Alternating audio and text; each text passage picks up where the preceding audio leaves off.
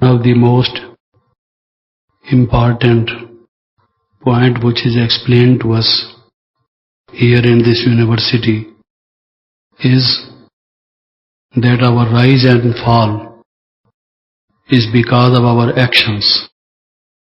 If our actions are righteous, noble, good, then our state of mind is also high. And if on the other hand our actions are vicious, polluted, if we do sinful actions, therein lies our fall. So if we have now to get to a higher state of being, to a higher state of living, higher state of consciousness, or let me say higher state of experience, then I have to change my actions. My actions have to be of a higher quality. So that is the pivot, so to say. Our whole life is hinged on our actions. And our spiritual effort is mainly to change our behavior, to change our actions, so that our account of negative action ceases and we now can open a new chapter of our life, and henceforward all our actions should be righteous, pure, holy. So when we just concentrate our mind on changing our actions, the quality of our actions, then we find that there are mainly 16 kinds of actions which we generally do, mental or physical. 16 kinds. So we have therefore to change, to transform those actions qualitatively. When, for example, we say behavioral transformation, self-transformation, we tell people that in self-transformation lies the word transformation. What do we mean by self-transformation? Transformation in 16 kinds of actions. So therefore we have to learn those 16 arts of doing action in a proper way, qualitatively in a higher way. Even worldly wise, if you just think the kinds of actions we perform from morning till we go to bed, you will find that these are 16 kinds of actions which we always indulge into. And one is to stop. When somebody is doing an action, either it would be stopping something. So where to stop, when to stop, how to stop. When, for example, you are driving a car, you have to learn how to stop your car. When there is red light, you have to stop the car. You have to apply the brakes. So you can get a license of driving a car provided you know the driving properly, and one of the arts you must know of driving properly is to stop the car. If you just bump into another person's car, there will be an accident. If the brakes are loose, our head will break against another. So we have to learn how to stop, where to stop, when to stop. And Baba says in many of the Murlis, stop negative thinking.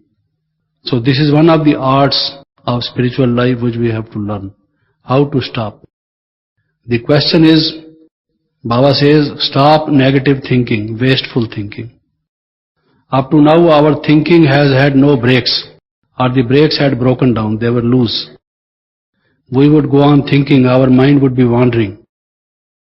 Why we learn yoga?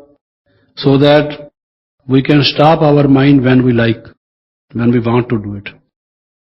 So Baba says, you are wasting your energy, your time, precious time, for nothing, on wasteful thoughts. And you are doing negative actions. These negative actions are the cause of your sorrow and suffering. If you therefore want happiness, one of the things you must do is to stop your negative actions.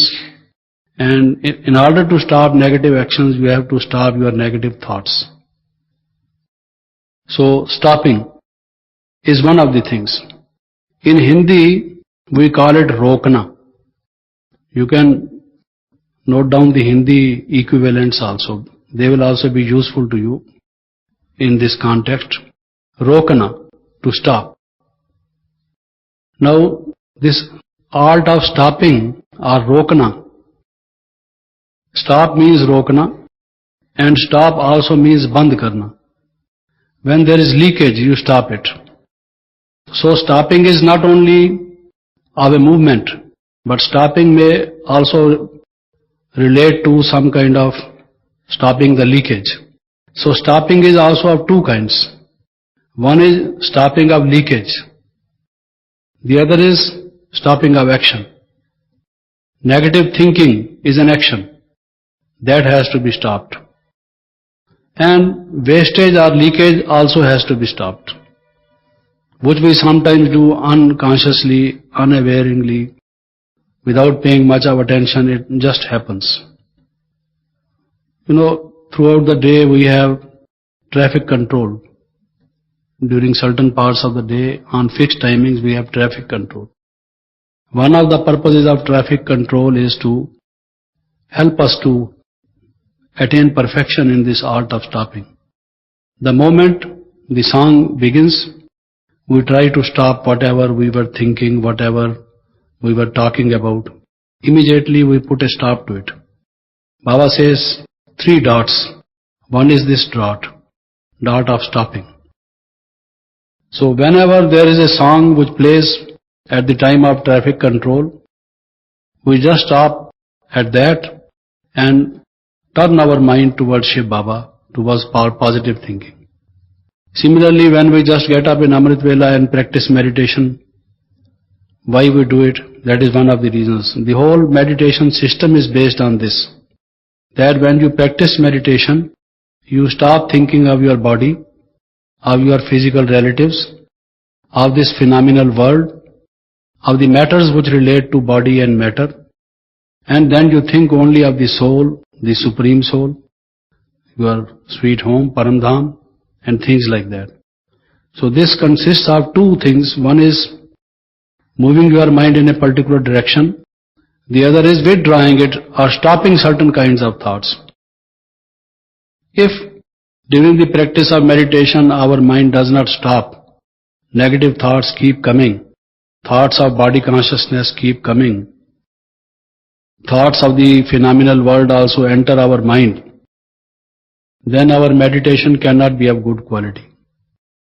So therefore we have to practice again and again this art of stopping. When we want to stop, we should be immediately able to stop. It shouldn't take much time. The better a yogi, the better he would have this art of stopping things, stopping thoughts, negative thinking, wasteful thinking. This is also a part of what we say mind control. When we say mind control, it means controlling our thoughts, and controlling our thoughts relates also to our control on the negative thoughts. All of us actually have two kinds of mechanism. One is the inhibitory, that is of stopping. The other is the facilitatory. You do a thing or you stop doing a thing. Everyone has this ability, more or less. Now, not only is it necessary to have the ability of doing, but the ability of not doing. There may be some impulsiveness in us. Sometimes some people are of impulsive nature. A thought would just come like a flood and they begin to do it. They cannot stop it.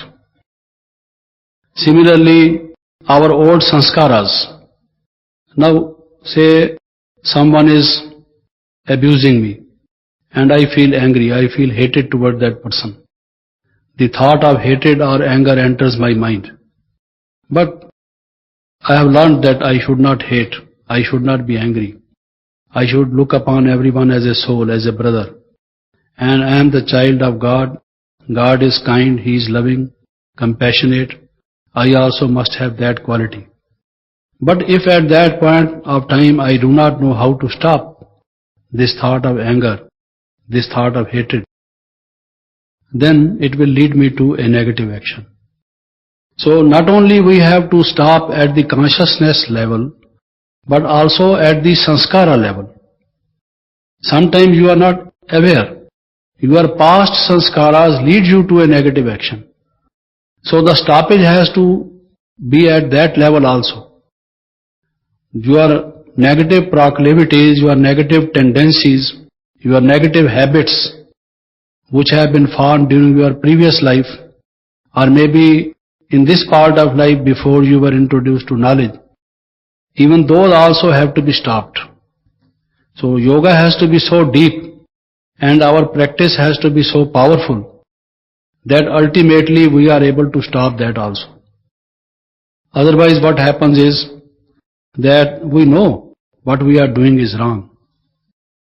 We should not do it. This is not Shrimat, this is not Maryada.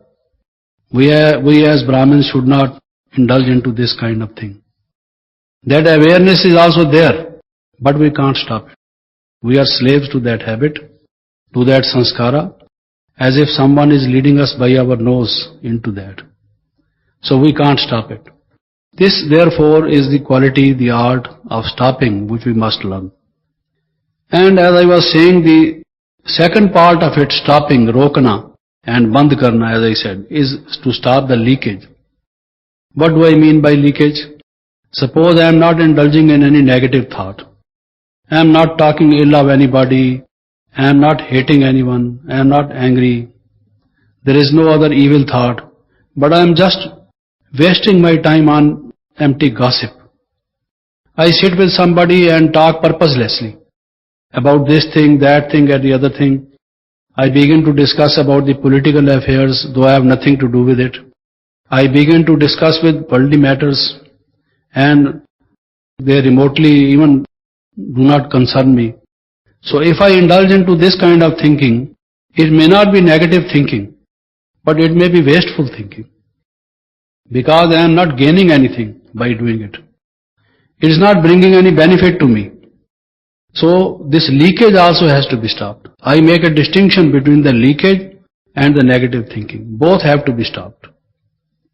So this is one art which we have to learn, the art of stopping. And it has to be so much perfected that it becomes automatic. So that in the next two yugas, golden age and silver age, we have not to practice it.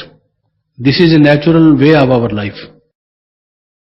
This negative thinking and leakage never happens again in future in our life. Therefore, it has to be perfected to that extent. Now, this is what I was discussing about the first. The second one is to move. Move. As for example, when I walk, I move. When I sit, I stop moving. So the first was stopping. I am writing, I am moving my pen. But I stop writing, I stop. So stopping was one of the arts. The other is the moving. All our actions consist either of this or of that. Stopping also is an action. It's a mental action. Now this move, this also, I will give you the Hindi equivalent, chalna. Chalna. Move means to chalna. And chalna and chalana. Move. I move myself. I make others move. To move or to make others move. Chalna, the first is move. The other is chalana. To make others move. We have to learn both. Some people know themselves how to move. They cannot move others. Those who can give movement to others, they are the leaders. They actually lead and guide others. So we have to learn both of them, to move and to make others move. Chalna and chalana. So when I am discussing this second art, chalna, move, I have to make my mind move on the positive path, on the path of positive thinking. This is the area in which I have to move my mind. I have to stop it from the negative thinking. I have to move it towards the positive thinking. This is what actually yoga is. This is what actually spiritual life is. Previously we lead body conscious life. We think of body. We are conscious of and aware of body. But now we stop that kind of thinking, and on the other hand, I think I am a soul, I am a child of God, and such like other thoughts come to my mind. So positive thinking. And Baba says, move on the pilgrimage of remembrance. Why he says pilgrimage of remembrance? It could simply be said, it is remembrance. Yoga is remembrance. But Baba says it is pilgrimage of remembrance. You have to move towards Paramdham, from here to there.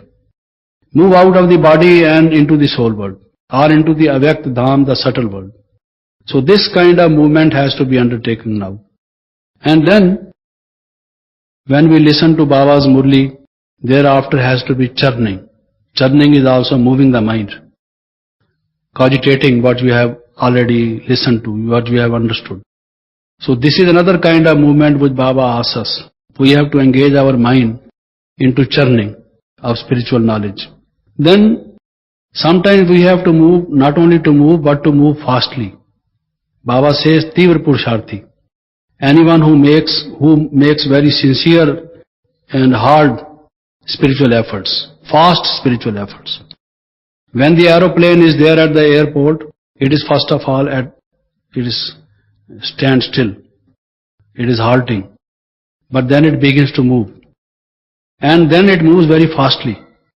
Then is the takeoff stage and it goes into the air.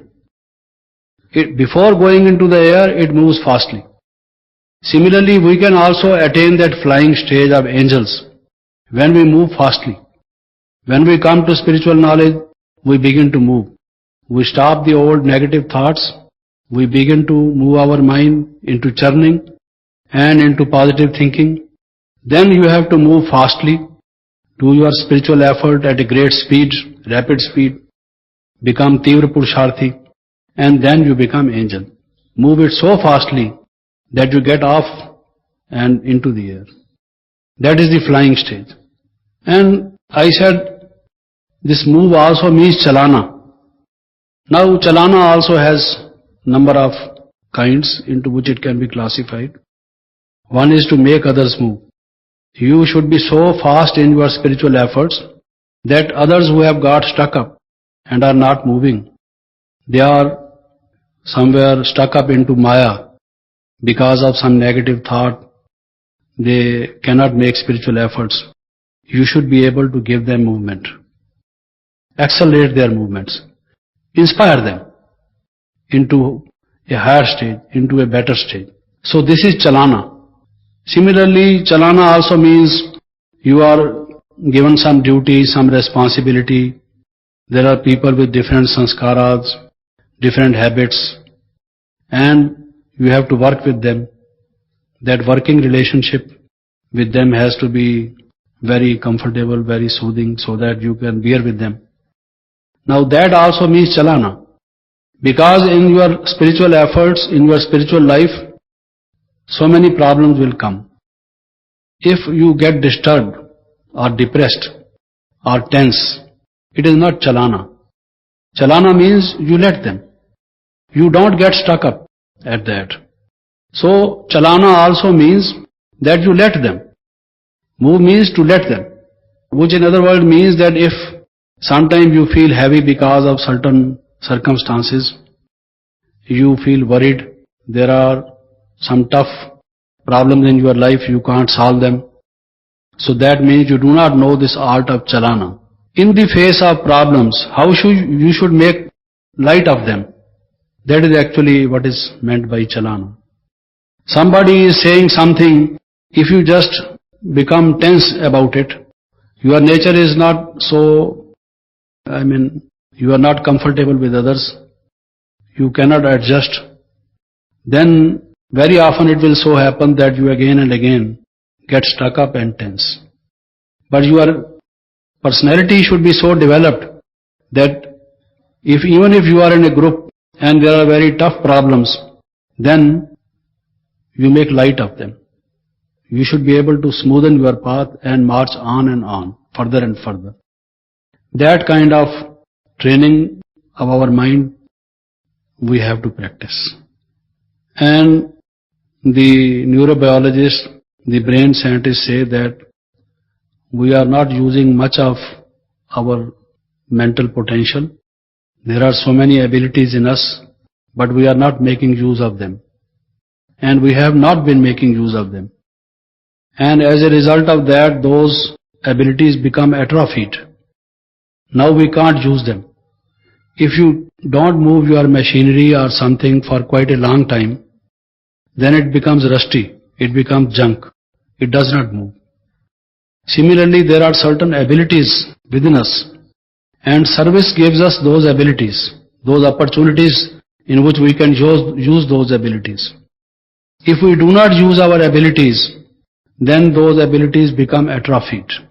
We lose our confidence in them, we lose the power or the faculty to use them. So, when I say move means I should be using all the abilities which I have. Some people have the ability of writing, but they are not writing. Some have the ability of delivering a speech, they are not using that ability. Others can conduct some courses, but they are not using that ability. Others may have the ability of doing some VIP service or public relations, but they are not using that ability. So if you don't use those abilities for a long time, those abilities will dry up, they will become atrophied. Then after a long period you will feel you have no confidence in you, and if someone asks you to do it, you will say, I can't do it, though actually the ability is there. So when I say to move, and Baba says to move fastly, to make fast efforts, it means use all your abilities for a divine cause, for a noble purpose, for a greater global service, for the well-being of others. In order to change this iron-aged world into the golden-aged world, use all those abilities, energies, powers which you have in you. So that is actually what is moving. This was the second art, the art of moving, chalna and chalana. The third is to control. Now, this consists of both the ones which I discussed earlier, to stop and to move. In this case, you have not to stop totally, you have not to move very fastly. Sometimes you move, sometimes you stop. You want to give them as much speed as you like, you have a hold on them. So this is what I mean by controlling.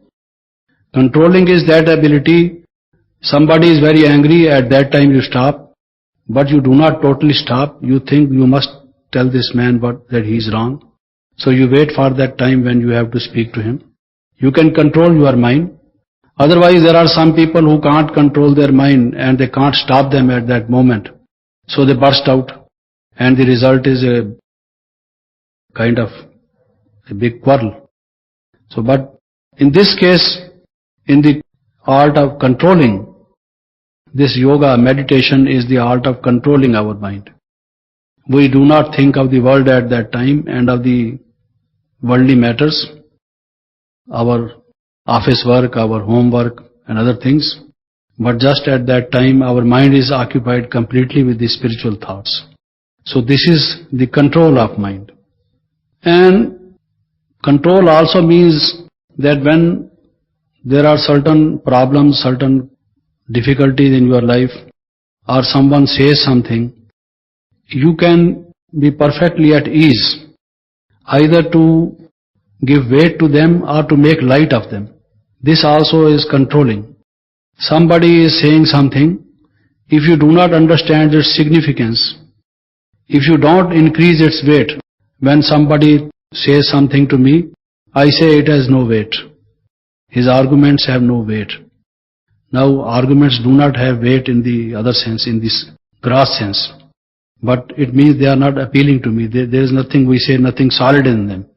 Arguments are not supposed to have something solid, as we read in physics about solids, liquids and gases. Not that kind of thing. But when I say the weight, I should be able to give weight if someone who is senior to me and is saying something seriously. Now to this statement of that person, I should be able to give weight. The words are the same. Then at another time, another opportunity, another occasion, someone is saying something humorously, in a lighter vein, jokingly, and if I make serious of it, I feel hurt. It's not control. So I should be able to give weight to certain things and make light of other things, depending upon the time, depending upon the occasion. If there is seriousness, I should be able to give seriousness to it. And if there is non-seriousness or light-heartedness, I should be able to take that in that light. So when I refer to controlling, this kind of controlling is also necessary. Otherwise you will find that some people are very sensitive. Someone just laughs and says something in a lighter tone, but this person who is very sensitive, he takes it very seriously and feels hurt. He cannot take even a joke. And when sometimes we ask a person, this is very serious, you must do it, he does not give seriousness to it, makes light of it. Why we are not able to practice certain things which Baba says and Murlis times out of number, repeatedly, again and again? Because we don't give proper weight to it. Shiv Baba, who is the holiest of the holy, the Almighty Father, and the most knowledgeful one, who knows the present, the past and the future, and for our own well-being he is saying this. We are not able to give that much weight, that much importance to it, and the result is that we are not able to practice it. So we are making light of it. After all, Baba is our Baba, so if he says it, then we are making all the effort to practice it in our life. After all, during many past lives we have been doing negative. What Baba says cannot come within just an hour or a minute or in a day or in a month. It will take some time. So by giving these kinds of arguments we make light of it, whereas we should actually give weight to it. That also is a kind of controlling.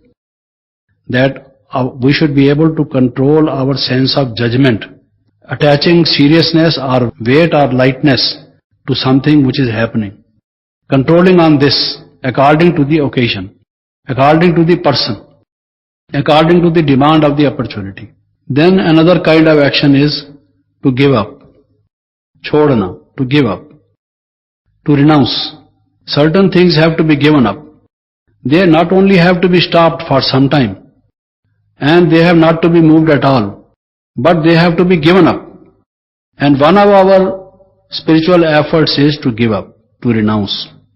All the evils which were there in our life, sex, lust, anger, greed, attachment, and so on, we have to give up. Now those who have learned this art, they are able to give it up very easily, quickly, and totally. Those who have not yet learned this art or have learned it only partially, not perfectly, they give up certain bad habits, but they carry with them certain other negative habits. They have been able to minimize them, to lower their degree, lower their intensity, but they have not been able to totally eliminate or eradicate them from their life. And this is actually our dedication.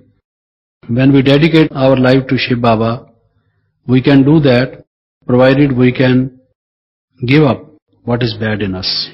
And when we say that we are newly born, we have taken a new life, the past is over, then it means this, that we have totally forgotten our past. We have opened a new chapter of our life. This is possible only when we are able to give up, totally withdraw, totally renounce. Renunciation, Baba says, is not the renunciation of your hearth and home or your job, but renunciation of your mind. And this is what I mean by giving up. What you have given up, never take it back again.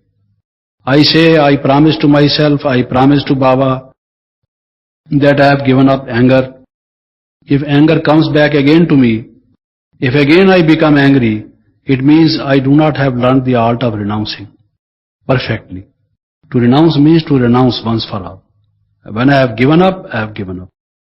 In worldly things, when you give something, it no longer remains yours. You don't even touch it. You say, I have given it up, it no longer belongs to me. But in this case, in our spiritual efforts, these past habits, bad habits come back again and again to us, which is the lack of the power of renunciation, to give up. This is the art which we have to learn.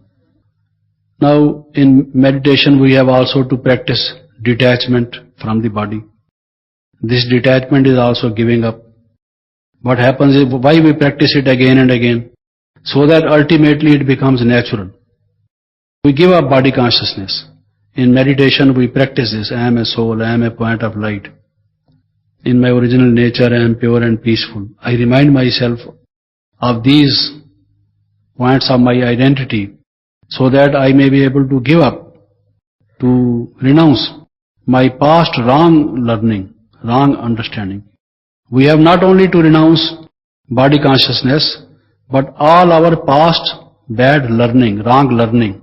It's very difficult to renounce learning, to unlearn what you have learnt through books, through periodicals, through newspapers, through other media, electronic media, through your friends. They have always been bombarding us with some kind of information. This soul, which is just a point, carries so much with it. So much information it is loaded with. It is very wonderful, very miraculous that a point of light, the tiniest, infinitesimal, contains so much information.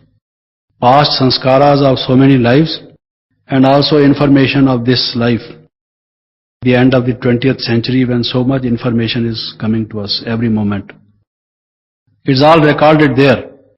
To get detached from this whole false, bad, wrong learning is actually renouncing. But it's a great art and it requires a lot of practice. Our full happiness, full bliss, full flowering of our personality will happen only when we have renounced it. Otherwise, these bad things are still there, hidden in somewhere, in any corner of our mind.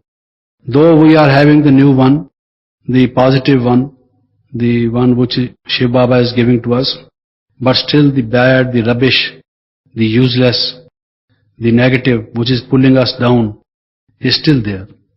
So that is to be renounced. Now, this was another art, the other is to hold. The first was to stop, the other was to move, the third was to control, the fourth was to give up, to renounce, and this fifth is to hold. Now, when we listen to various points of knowledge, we have to hold them in our memory. What happens is when the time comes for the practical application, at that time our mind is not able to recollect them. We are not able to use them. It is because we do not hold them when we should hold them. At that time, Baba says this is like a boxing between the soul and the Maya. And you have to win by certain points.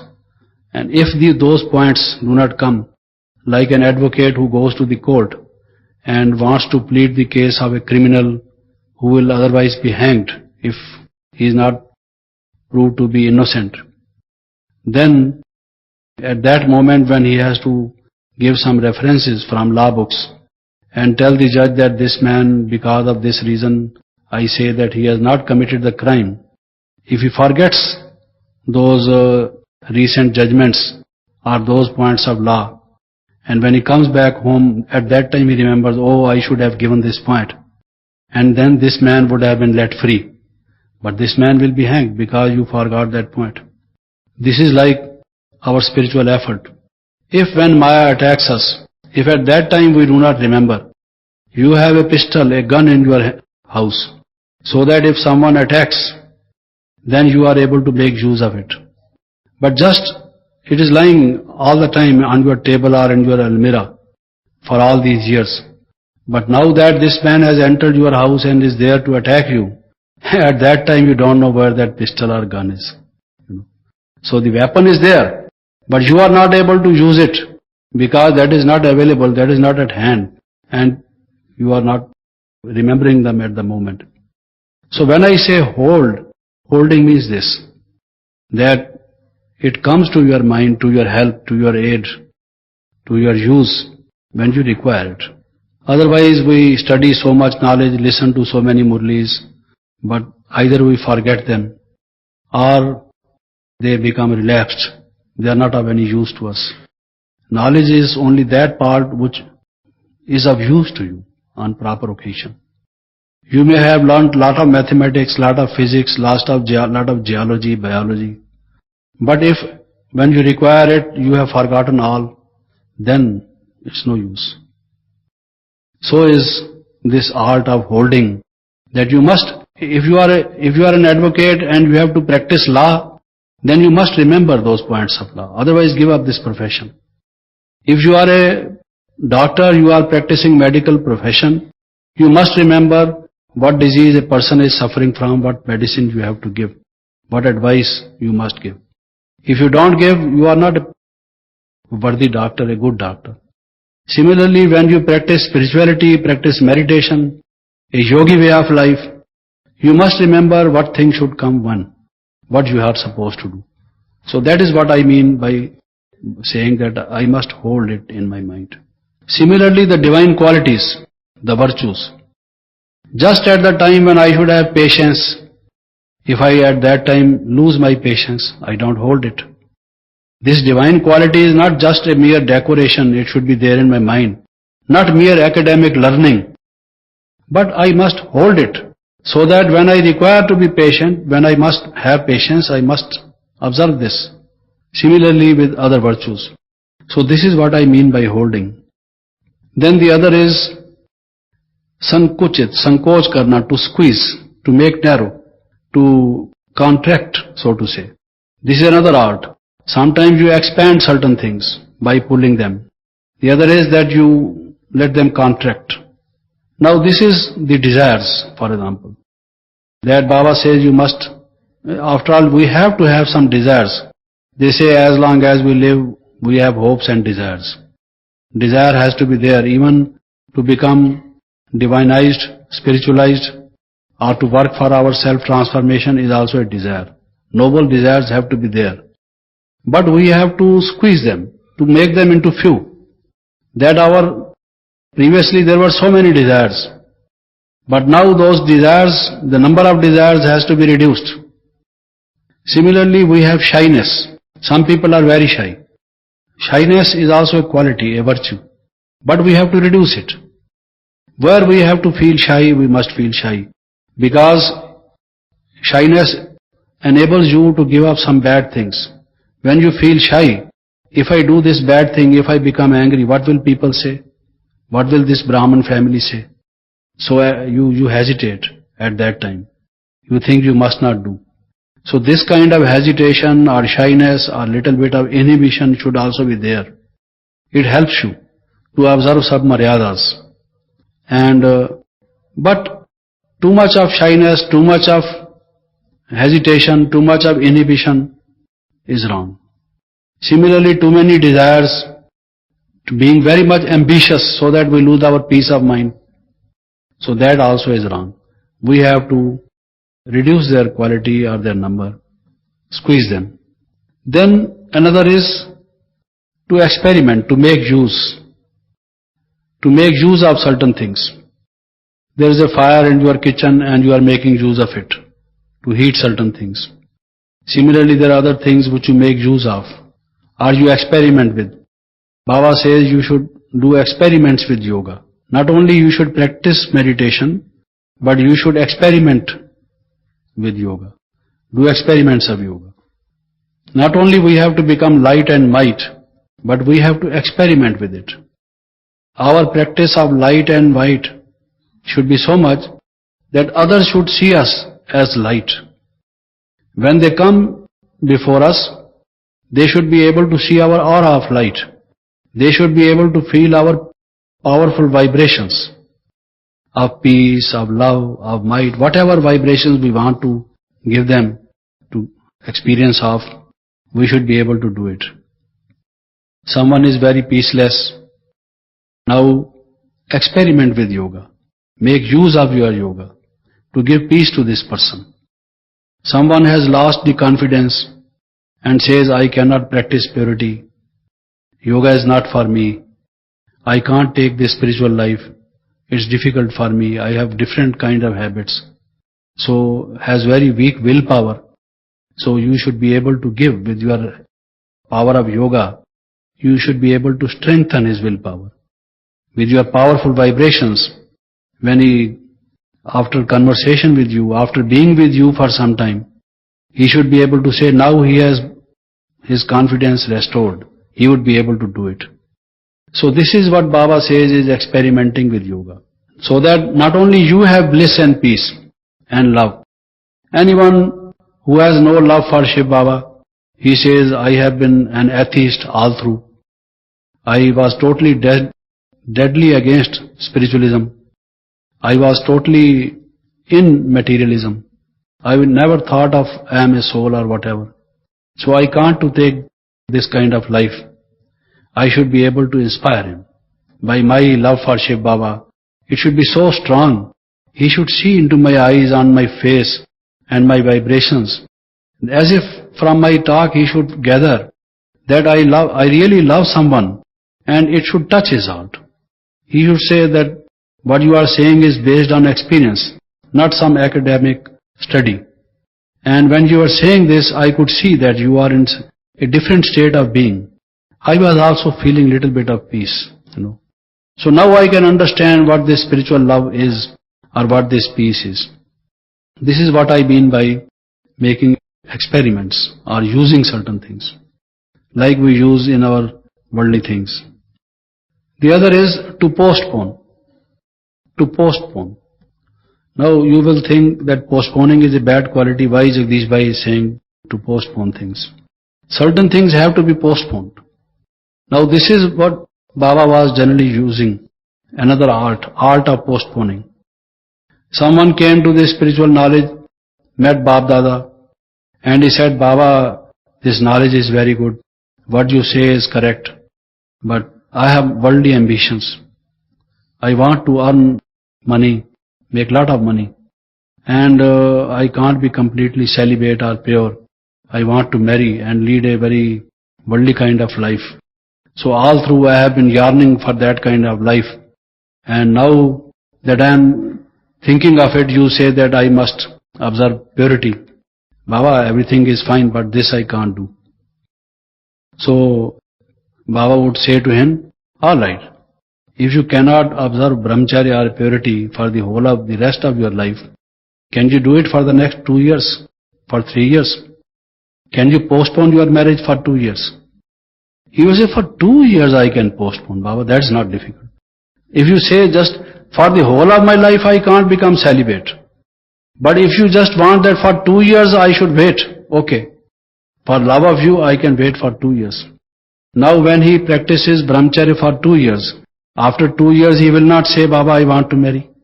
Because now he has tasted the bliss of being a pure person. So this kind of postponement, if any bad thought comes in your mind, postpone it. I will do it after some time. You are getting angry.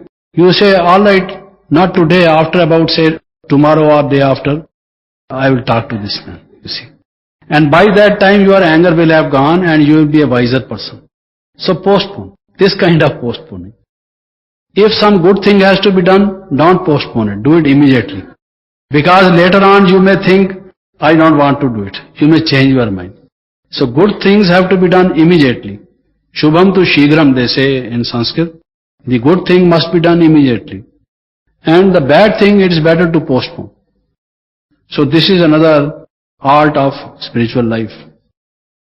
And as I was saying, for good things, Baba gave us the slogan, now or never. Now or never. Don't even say, from tomorrow I am going to do it. Not from tomorrow. From now I am going to do it. Always apply this slogan, now or never.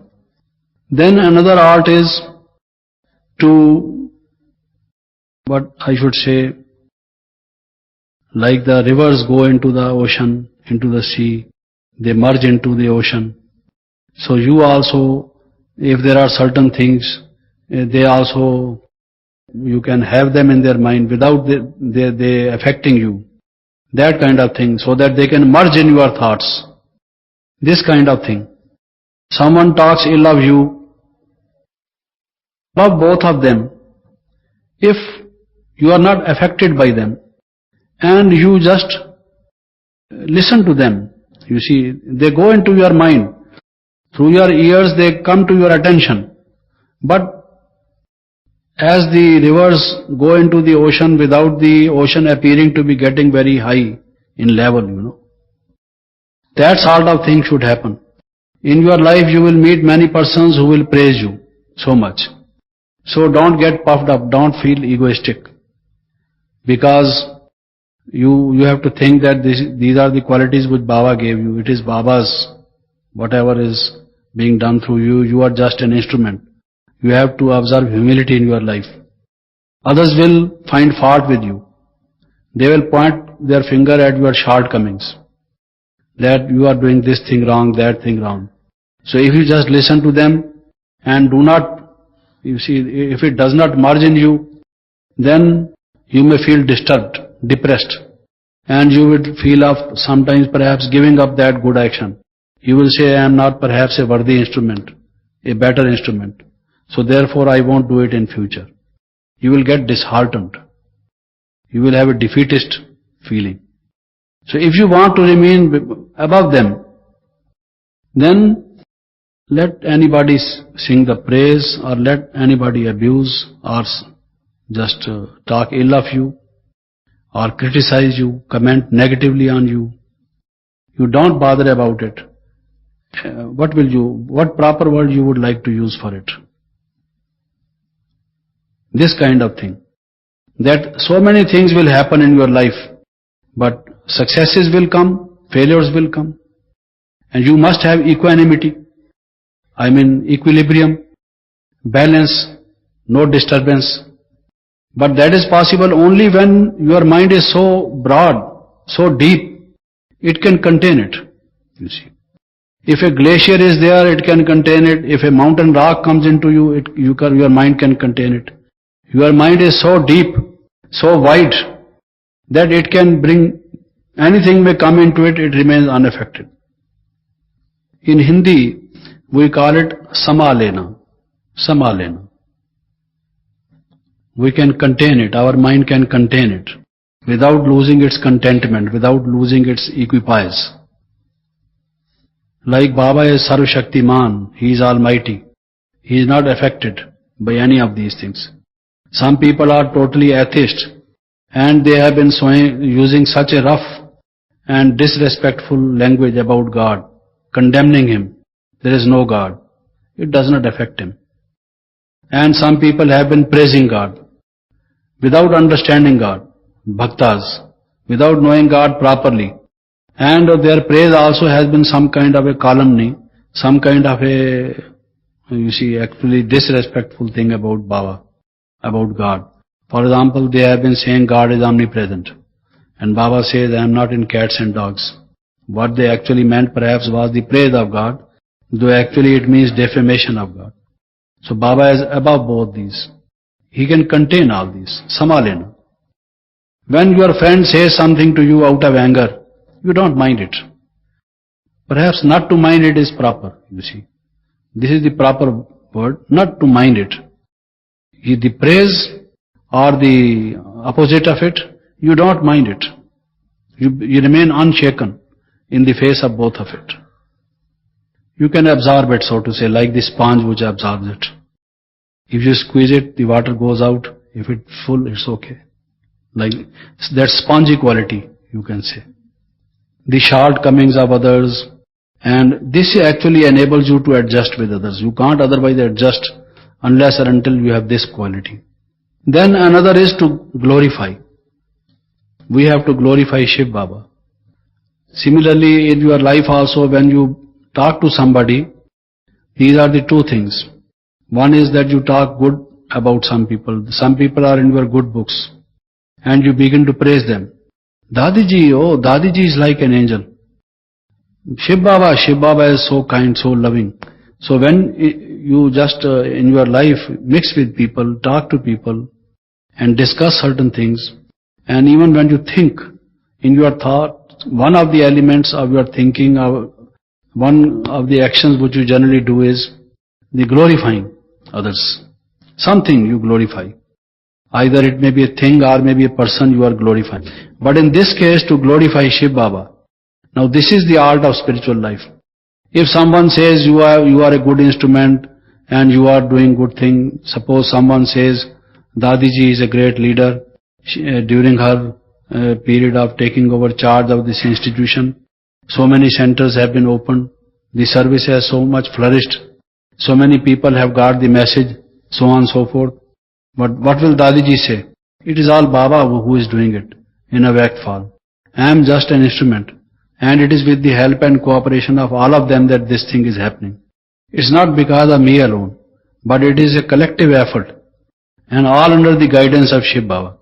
So when someone talks brightly of you, mentions you or mentions merits of you, then you must point towards Shiv Baba and say, you must glorify him. Don't accept that glory for you. Accept that you must mention it for Shiv Baba. And when we do some actions, always either we are happy to do it, or we do it as if we are under compulsion to do it, or we do it with some kind of a hesitation. Whenever you do something, there is some kind of a feeling with that action, which goes in your mind. It is not that you do it without any kind of a feeling. Somebody asks you to do something, you say, oh sure, I'll be pleased to do this. And you feel happy to do this. And sometimes you face a sorrowful face when somebody asks you to do it. You think it's a lot of burden somebody has given you without getting your permission. And you perhaps are not willing to do it, but you think under these circumstances, you don't feel happy to do it, but you do it, you see. But in this case, the art of spiritual life is that you do things gladly. Enjoy them. Since you have to do things, if you get that negative feeling, that feeling of sorrow, that feeling of compulsion, they become a burden on you. They very badly tell on your nerves. They feel you fatigued. They drain your energy. If on the other hand you enjoy them, then you get that quality, your life qualities enhance. You become a better person. Especially in regard to the service which is related to yajna. Suppose the teacher, Dadiji, someone asks you to do some service of yajna. Now, you may feel that there are certain other things also which you have to do. So if you do it for a good cause, some of them do it gladly. Others do it with great reservation, hesitation, with a great, thinking it a great burden, and not willingly, voluntarily, as if under some pressure. But still they give some money, they give some donation. But this makes ultimately lot of difference in their personality development as well as the result of their action. If you do something gladly, not only it makes you a better person, it gives you happiness and you become generous, philanthropist, because you give voluntarily for good causes. It becomes a good quality, a virtue in you. And if you give it under some burden, under some pressure, then it means you are a weak person, that you are being pressurized by others, you accept pressures, you cannot stand pressures. That means you are weak willpower. So it changes your whole perspective, your attitude towards life. So if you want to make some contribution in kind of action, in form of action or money or ideas or in any other form, do it gladly, with heart and soul. That will give you many benefits. And when you do this, suppose someone gives 1 Indian rupee for a good cause, but gladly. Another man gives 1,000 rupees, but under compulsion. Now this giving of 1 rupee gladly is more than 1,000 rupees under compulsion. Because his goodwill is there. Good vibrations are there. For a good cause, not only money is required, but your blessings, your good thoughts, your vibrations, your mental cooperation is also required. So that is also which you are giving along with the money. That has much more meaning. Therefore, whenever you do something for yajna service, physical service, suppose you give 1 week course, you don't have the time for that purpose, but somebody says that is the only time available to him. So you say, okay, I will try to find out time and be with you at that period. So always when you give the course, you are under the feeling that this time does not suit you. But since this time suits this person, therefore you have to find out this time. There is no other way. As if you are doing under a compulsion. So not only you are giving the knowledge, along with that knowledge, those feelings, those vibrations are also being conveyed to that person. That person is also not very happy because you are not happy. If with the knowledge you give a happy feeling to that person, oh, why not? If you just are able to get this knowledge, become transformed and become an inheritor of Shiv Baba's property and have a link with Shiv Baba, I will feel very glad. You are my brother. I can do this for you, you see. If that is the feeling, then that person gets this feeling and additional value is there along with that knowledge, which will also influence this soul. So, your action should reflect that happy feeling. Otherwise, mentally and physically we become sick, and the person whose service we are doing or for whom we are doing also becomes sick. Along with the knowledge, you are also passing on sickness to others, infecting others, so to say. That should not happen. Whenever you do any kind of service, suppose we say there is a procession tomorrow, will you join the procession? I say, but my legs are aching and I don't feel like walking. But if I don't go, they will say, this person was sleeping in the room and did not join the procession.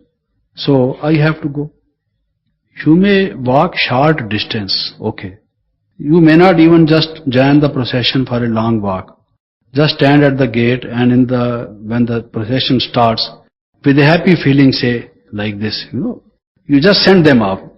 That is better, rather than you feel as if you are dying out of compulsion, as if somebody has put a burden on you and you have to do it, otherwise your teacher, your colleagues, and if the report goes to the seniors, this person was sleeping in the room but did not do this, That kind of feeling should not be there, whatever you do.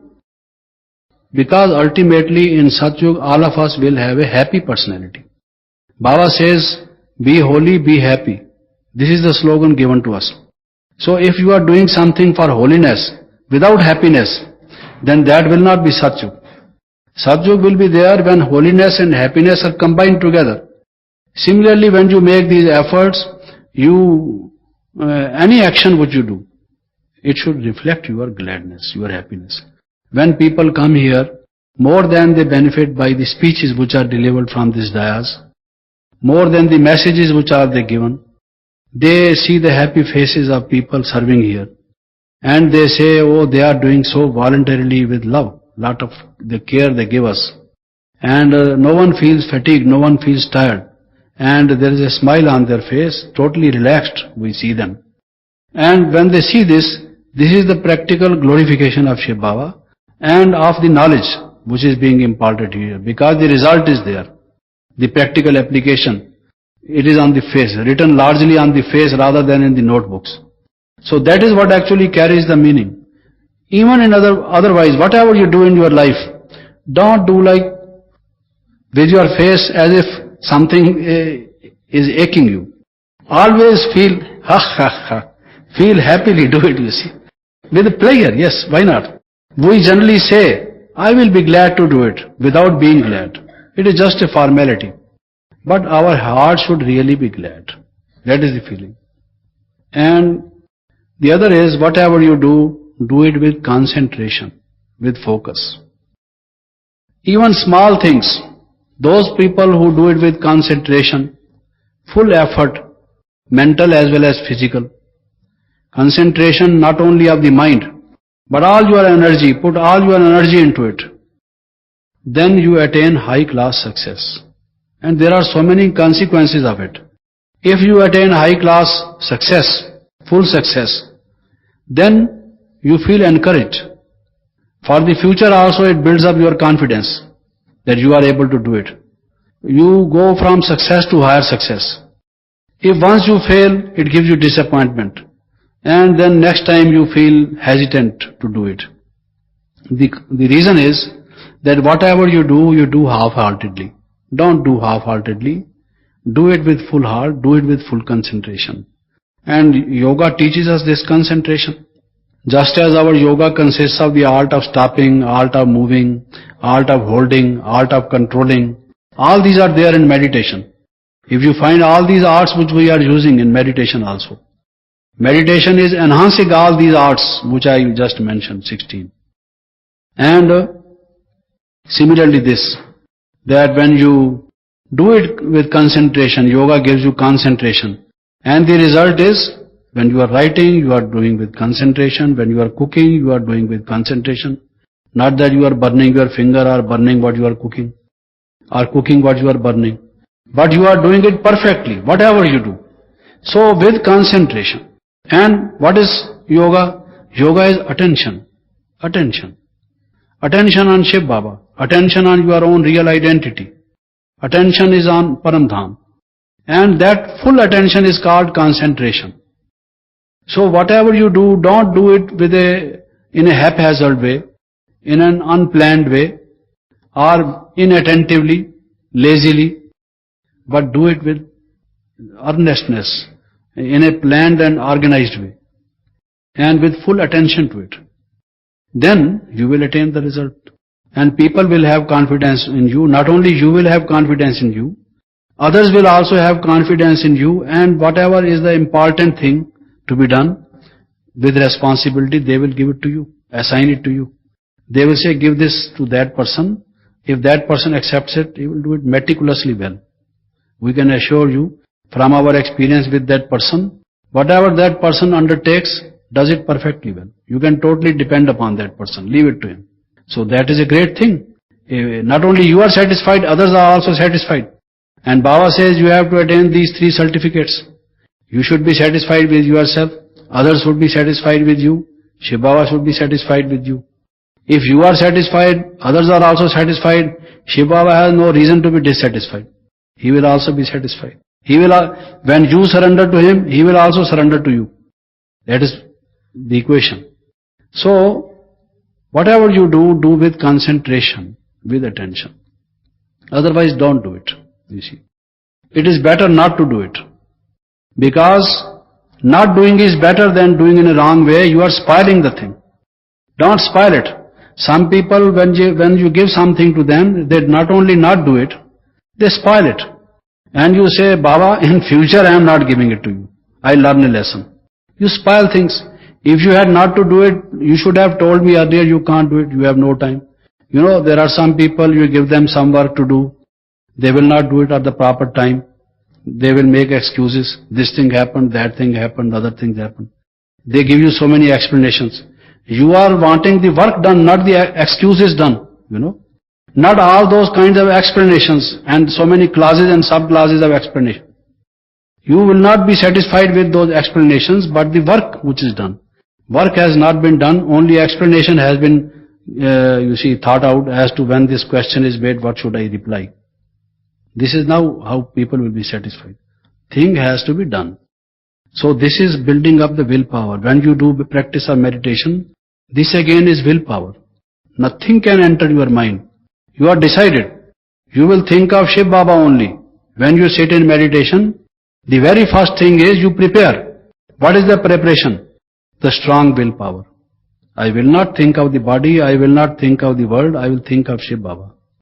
If you sit resolutely with this kind of strong willpower, nothing, no other thought can enter your mind.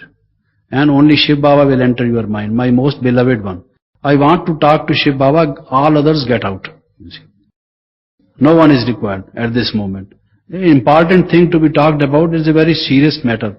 You see, I have to talk to Shiv Baba, no one can enter. Please let me alone for this time. When somebody sleeps, he puts a sign outside, don't disturb, sleeping, you see. So when I am in meditation, that kind of thing. I am in my meditation, I have an appointment with Shiv Baba. The greatest appointment. No one can enter like that. And the willpower is the most important thing. You cannot do anything great in this world unless and until our willpower is strong. It's a must. So don't, be shaky. Whether I will be able to do, when you ask some people to do this, they will say, I will try. What do you mean by try? You see. You will say, surely I will do it. You see, that strong willpower makes the battle, that half of it is already won. When you think it is done, it is done. Well begun is half done, they say. So that has to be there with concentration and willpower. And another is intention, your motive.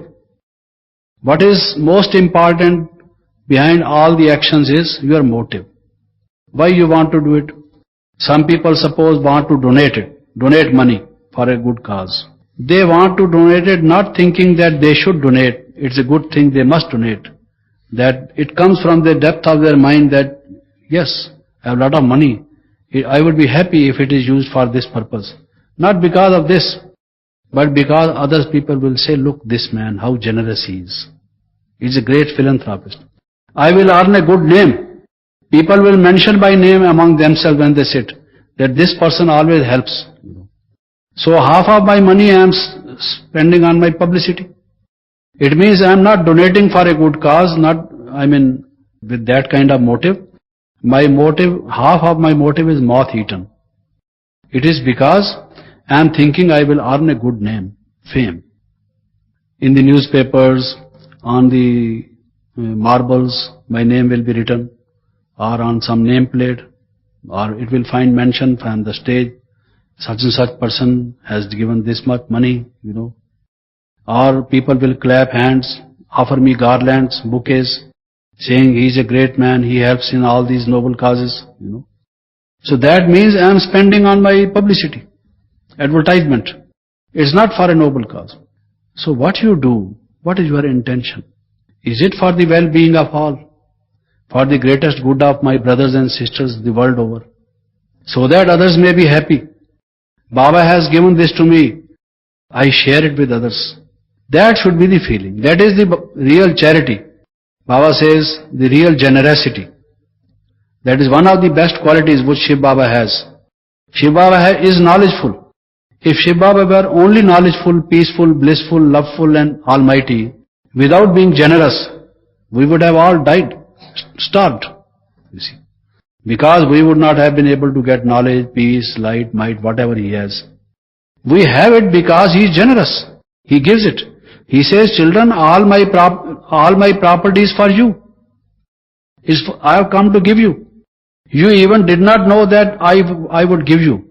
I have come to give you. So this disposition, this personality trait of sharing with others, giving to others. What is the difference between Satyug and Kalyug, golden age and iron age? The people in golden age give. Devta. Devta means those who give. And in iron age, in Satyug, like this. In iron age, like this. Only difference. They say in Sanskrit, somebody said, what is the difference between golden age, silver age and the other two ages? He said, in golden age, people said, Yuyam, yuyam, vayam, yuyam. Yours is yours. Mine is also yours. Out of love, everyone will say, yours is yours, rest assured. But don't think mine is mine. Mine is also yours. You can use it whenever you like. Don't think since it is mine, it is not yours. Mine is also yours. Where there is love, you always think like that. And my everything is for you. So that was in golden age. Yuyam, yuyam, vayam, yuyam. Yours is yours, mine is also yours. And so also in silver age. And in copper age, they said, yuyam, yuyam, vayam, vayam. Yours is yours, mine is mine. Don't touch mine, you see. This is justice. Previously there was love. Now there is justice. Justice means you have your own, I will have my own. You see. You can't touch mine, I can't touch yours. So each one has one's own. And in iron age, yuyam, vayam, vayam, yuyam, vayam. Mine is mine, yours is also mine. So it has become the opposite way. In iron age, this is what is happening. Giving, that charitable disposition, it is all for you. I'll be happy if you have it, you see. That feeling of happiness when others have it, even if you are deprived of it, even if you don't have your own share, that kind of thing, that kind of attitude is what will bring golden age. So your intention, your motive, whether you are doing something out of jealousy, somebody is donating 101 rupees. You say, I will give 201 rupees. Why? You want to beat this man out of jealousy. You are giving 201 rupees not because you want to be more generous, but because you must be considered better than this person. It is out of jealousy, rivalry. So, what is the motive of your actions? Not only the actions have to be controlled, actions have to be stopped or moved or changed, as I said earlier, but our motives, our intentions have to be genuine, divinized, spiritualized. And so also our sthiti, our mental stage, our spiritual stage. Baba says, it is better don't do anything in a body conscious way. First of all, set your stage properly. Be soul conscious. When a person comes, you begin to conduct 1 week's course to give that first lesson to this person. Don't begin to speak just all at once. Sit in meditation. Be silent for a few minutes. When you feel that now you are soul conscious, you remember Shiv Baba, you love him, then begin to speak. You see. Like when the doctor gives the injection, first of all sterilizes the needle, then first of all you must practice meditation. You begin to tell others that the identities of a soul without yourself realizing that, being in that state. So, first of all is our stage, our mental and spiritual stage. That I should be stabilized in my spiritual consciousness. I should have my link with Shiv Baba. Then begin to do. And Baba says, when early in the morning when you get up, when your eyes are first open, you are still in your bed. You have not come down from your bed. Your eyes are just open. You first of all think, I am a soul. The very first thought which should enter your mind, it should become natural to you. I am a soul, a point of light. And think of Shiv Baba. Think of, have love for him. And then put your feet down from your bed. Then begin to do actions only afterwards. Your mental stage is the first which you must do. Thank you. Om Shanti.